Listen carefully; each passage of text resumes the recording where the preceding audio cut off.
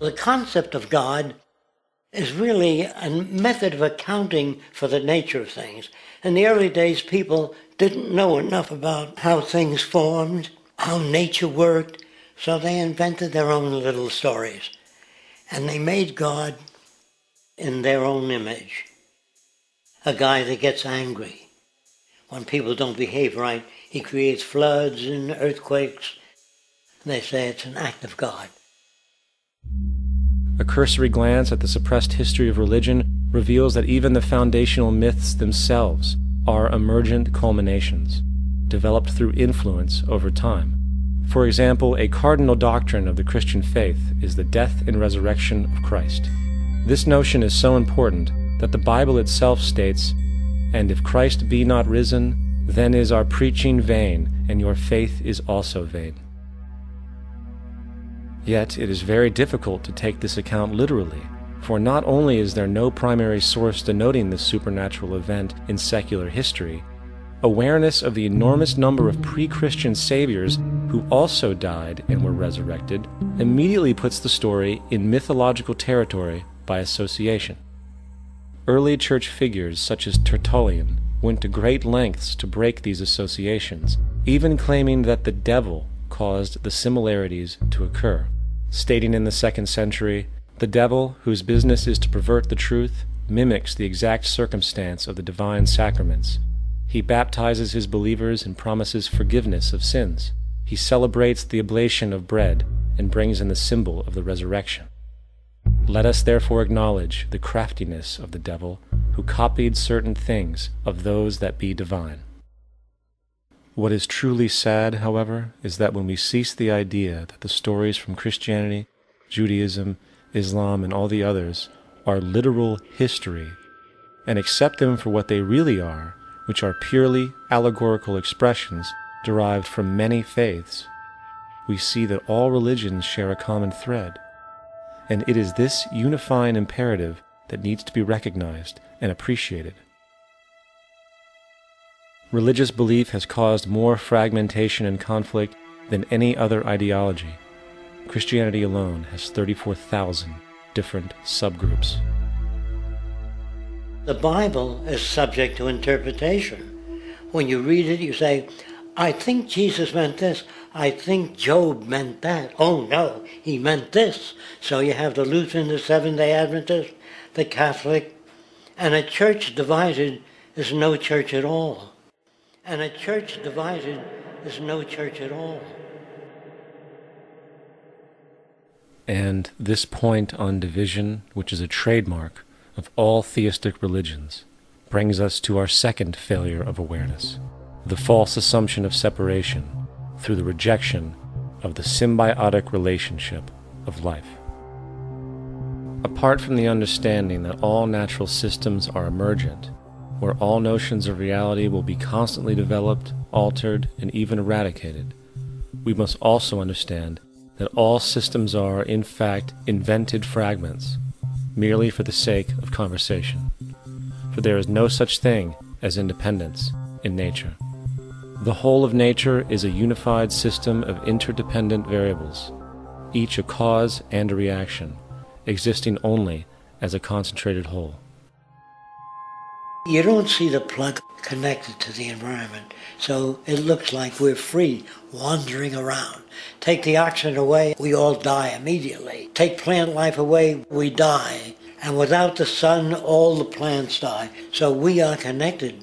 We really must take into account the totality. This isn't just a human experience on this planet. This is a total experience. And we know we can't survive without plants and animals. We know we can't survive without the four elements, you know. And so when are we going to really start taking that into account? That's what it is to be successful. Success depends on how well we relate to everything around us.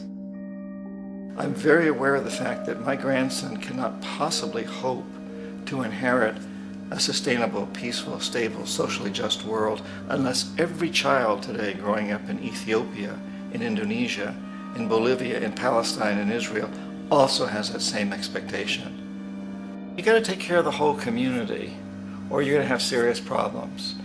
And now we have to see that the whole world is the community and we must all take care of each other that way. And it's not just a community of human beings. It's a community of plants and animals and elements. And we really need to understand that. That's what's going to bring us joy, too, and pleasure. That's what's missing in our lives right now. We can call it spirituality, but the fact of the matter is, joy comes from that bliss of connectedness. That's our God spirit. That's that side of ourselves that really feels it. And you can feel it deep inside you. It's this amazing, wonderful feeling. And you know it when you get it. You don't get it from money. You get it from connection. Now, if that isn't a hazard to this country, how are we going to keep building nuclear weapons? You know what I mean? What's going to happen to the arms industry when we realize we're all one? It's going to fuck up the economy. The economy that's fake anyway. The economy that's fake anyway. The economy that's fake anyway. The economy that's fake anyway. The economy that's fake anyway. Which would be a real bummer. You can see why the government's cracking down on the idea of experiencing unconditional love.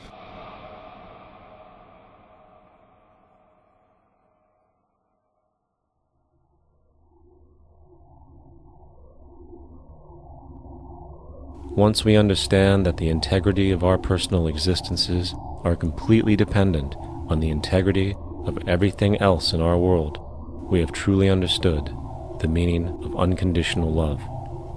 For love is extensionality, and seeing everything as you and you as everything can have no conditionalities. For, in fact, we are all everything at once.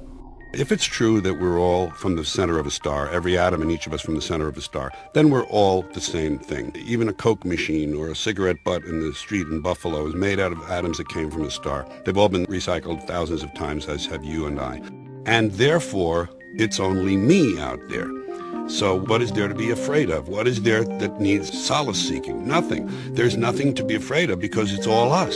The trouble is we have been separated by being born and given a name and an identity and being individuated. We've been separated from the oneness, and that's what religion exploits, that people have this yearning to be part of the overall one again. So they exploit that. They call it God. They say he has rules. And I think it's cruel. I think you can do it absent religion.